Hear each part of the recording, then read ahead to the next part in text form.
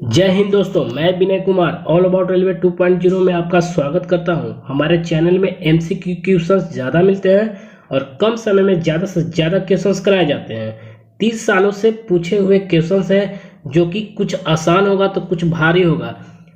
आसान को रिवाइजिंग करना है और भारी को याद कर लेना। दोस्तों, आप किसी भी सेट प्रैक्टिस में नंबर आपका यदि कम आ रहा हो तो हमें फॉलो कीजिए, जरूर ही आपका नंबर इंक्रीज हो जाएगा। तो चलिए चलते हैं बिना टाइम वेस्ट किए हुए। देखते हैं फर्स्ट नंबर।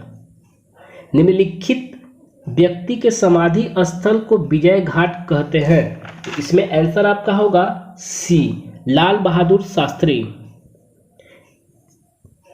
प्रथम बार जवाहरलाल नेहरू कांग्रेस पार्टी के अध्यक्ष किस वर्ष चुने गए थे? आंसर रहेगा ए, 1929 में। देखेंगे थर्ड नंबर क्वेश्चन। झांसी की रानी के तौर पर कौन प्रसिद्ध है? तो आंसर रहेगा लक्ष्मीबाई। दोस्तों, लक्ष्मीबाई का मूल नाम मणिकर्णिका था। लक्ष्मीबाई का जन्म वाराणसी में हुआ है। चलिए देखते हैं नेक्स्ट। ब्रिटिश शासन के विरुद्ध कांग्रेस ने किस वर्ष असहयोग आंदोलन प्रारंभ किया? आंसर है 1920 में। एक मानचित्र में समानता वाली रेखाएं क्या कहलाती है? तो मानचित्र के समान वाली रेखाएं आइसोबार कहलाती है। 7 नंबर। सतपुड़ा पर्वत श्रृंखला ताप्ती तथा किस नदी के बीच स्थित है? तो सतपुड़ा पर्वत श्रृंखला ताप्ती और नर्मदा नदी के बीच में स्थित है। दोस्तों, सतपुड़ा की बात किया जाए तो सतपुड़ा की पहाड़ियां मध्य प्रदेश राज्य में स्थित है।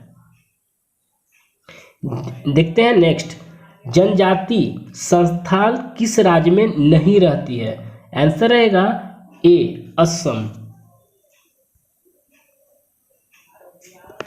दिल्ली से कोलकाता को जोड़ने वाली राष्ट्रीय मार्ग का क्रमांक कौन सा है? तो दिल्ली से कोलकाता जोड़ने वाली NH2 है। अगर बात किया जाए दोस्तों भारत का सबसे लंबा राजमार्ग तो NH44 है। यह श्रीनगर से कन्याकुमारी तक फैला हुआ है। देखते हैं नेक्स्ट क्वेश्चंस। रबी की फसल की कटाई का मौसम कब होता है? तो रबी की फसल का मौसम जो होता है मार्च में होता है। यह अक्टूबर नवंबर में बोया जाता है और मार्च अप्रैल तक काट लिया जाता है। देखेंगे 11 नंबर। नरौरा नाभिकीय शक्ति केंद्र कहाँ स्थित है?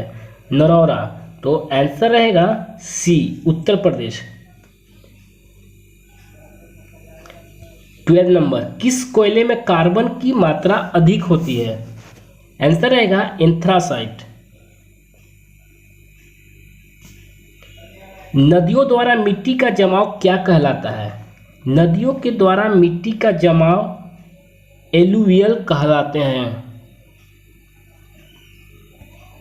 जवाहरलाल नेहरू कब तक प्रधानमंत्री थे?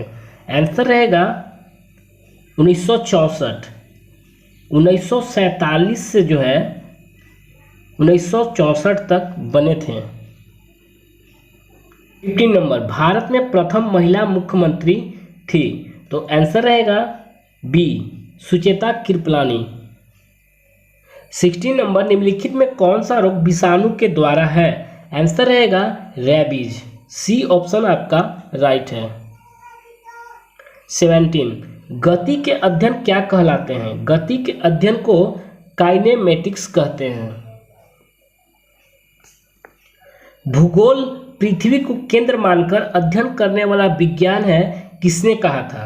आंसर है वार्नियस। सौर प्रणाली की खोज किसने की थी? सौर प्रणाली की खोज कोपरनिकस ने की थी। सूर्य के चारों ओर घूमने वाले खगोलीय पिंड क्या कहलाते हैं? इसे ग्रह कहते हैं। किसी ग्रह के चारों ओर परिक्रमा करने वाले छोटे आकाशीय पिंड को क्या कहते हैं? आंसर रहेगा बी, उपग्रह कहते हैं। ग्रहों की गति का नियम किसने प्रतिपादित किया? आंसर रहेगा दोस्तों, ग्रहों की गति के नियम का प्रतिपादन केपलर ने किया था। सूर्य से बढ़ती दूरी के अनुसार ग्रहों का निम्न में से कौन सा क्रम सही है? आंसर रहेगा ए, बुध शुक्र पृथ्वी मंगल, बुध शुक्र पृथ्वी मंगल, बुध शुक्र पृथ्वी मंगल। ये 4 बार रिपीटेशन करने के बाद दोस्तों आपका दिमाग में सेट हो जाएगा। दोस्तों अगर प्रैक्टिस सेट में नंबर कम आ रहा है तो आप मुझे फॉलो कीजिए, ज़रूर ही आपका नंबर इंक्रीज हो जाएगा। अगर पिछला वीडियो आप नहीं देखे हैं तो उससे भी आप देख लेंगे। निम्नलिखित में से कौन सौरमंडल का भाग नहीं है? आंसर रहेगा निहारिका सौरमंडल का भाग नहीं है। 25 देखेंगे, सूर्य के चारों ओर चक्कर लगाते ग्रह का वेग, ठीक है, आंसर रहेगा बी, अधिकतम होता है जब सूर्य के समीप होता है। 26, निक्स ओलंपिया कोलंबस पर्वत किस ग्रह पर स्थित है? तो आंसर रहेगा मंगल ग्रह पर स्थित है। पार्थिव ग्रहों की संख्या कितनी है? पार्थिव ग्रहों की संख्या दोस्तों 4 है। बी ऑप्शन आपका राइट है। देखेंगे 28 नंबर, पृथ्वी के आंतरिक संरचना के संबंध में सर्वाधिक महत्वपूर्ण जानकारी का स्रोत क्या है? तो आंसर रहेगा भूकंप विज्ञान। 29, सियाल, सीमा तथा नीफे के रूप में भूगर्भ का विभाजन किसके द्वारा किया गया? स्वेस के द्वारा। 30 नंबर, किसी फ्रंटियर गांधी के नाम से जाना जाता है? खान अब्दुल गफ्फार का फ्रंटियर गांधी कहा जाता था। 31, किस वर्ष प्रथम व्यक्ति अंतरिक्ष में गया? तो आंसर रहेगा सी, 1961 में। देखेंगे 32 नंबर, निम्न में से कौन परमाणु संरचनाओं के सिद्धांतों से संबंधित नहीं था? तो आंसर रहेगा क्यूरी। देखेंगे 33, किस तत्व का परमाणु भार मानक के रूप में लिया जाता है? तो आंसर रहेगा ए, कार्बन। हाइड्रोजन के समस्थानिकों की संख्या कितनी है? हाइड्रोजन की समस्थानिकों की संख्या जो है 3 है दोस्तों। मिश्र धातु एल्युमिनियम ब्रांज में उच्चतम अनुपात में उपस्थित तत्व कौन सा है? तो आंसर रहेगा सी, तांबा। देखिए 36 नंबर, सिरके का पीएच मान लगभग कितना होता है? तो आंसर रहेगा 3। दोस्तों अगर बात किया जाए कि पीएच मान जो है 7 से कम जो होता है अम्लीय होता है और 7 से अधिक क्षारीय होता है, आपको याद रखना है। निम्नलिखित में प्रकंद या तना का एक उदाहरण है? तो आंसर है अदरक, प्रकंद का एक उदाहरण है। देखेंगे 38 नंबर, सबसे जोर से बोल सकने वाला जंतु कौन सा है? आंसर रहेगा बी, नीली व्हेल। नीली व्हेल सबसे बड़ा स्तनधारी है। निम्नलिखित में अंतःस्रावी ग्रंथि का एक उदाहरण है? थायराइड अंतःस्रावी ग्रंथि का उदाहरण है। मानव में 3 प्रकार का ग्रंथियां पाई जाती है। फर्स्ट है बहिस्रावी ग्रंथियां, सेकेंड है अंतःस्रावी ग्रंथियां और थर्ड है मिश्रित स्रावी ग्रंथियां। तो याद रखना दोस्तों। 40 नंबर, कौन सा अंग पित्त का स्राव करता है? तो आंसर रहेगा ए, यकृत। पित्त यकृत से निकलता है और पित्ताशय में जमा होता है। पीएच मान 7.7 होता है जो कि क्षारीय है दोस्तों। 41 देखेंगे, क्वांटम सिद्धांत का सुझाव किसने दिया? आंसर रहेगा क्वांटम सिद्धांत का सुझाव प्लैंक ने दिया। लक्स की इकाई क्या है? लक्स की इकाई प्रदीप्ति। यदि एक अवतल दर्पण में वस्तु एवं प्रतिबिंब दोनों वक्रता केंद्र पर है तो प्रतिबिंब होगा। आंसर रहेगा सी, वस्तु के समान आकार का।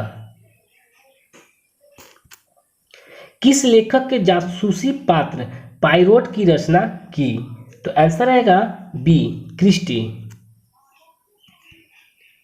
किस लेखक ने प्रसिद्ध चरित्र जिप्स का रचना की? तो आंसर रहेगा दोस्तों वुडहाउस। 46 कौन सा दिवस इक्विनॉक्स कहलाता है? 21 मार्च को इक्विनॉक्स कहलाता है। दोस्तों अगर बात किया जाए पॉइंट का तो 21 मार्च तथा 23 सितंबर को दिन और रात बराबर होता है, आपको याद रखना है। पुलेला गोपीचंद किस खेल से संबंधित रहे हैं? पुलेला गोपीचंद बैडमिंटन से संबंधित है।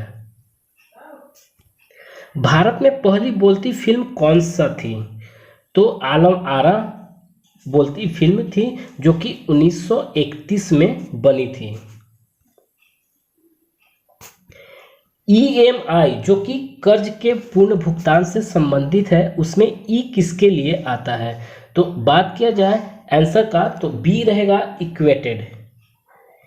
इसका फुल फॉर्म होता है दोस्तों equated monthly installments. Last question देखेंगे, प्लास्टर ऑफ पेरिस का रासायनिक नाम क्या है? प्लास्टर ऑफ पेरिस का रासायनिक नाम कैल्शियम सल्फेट हेमिनहाइड्रेट आंसर है। तो थैंक्स फॉर वाचिंग, मिलते हैं नेक्स्ट वीडियो में, धन्यवाद।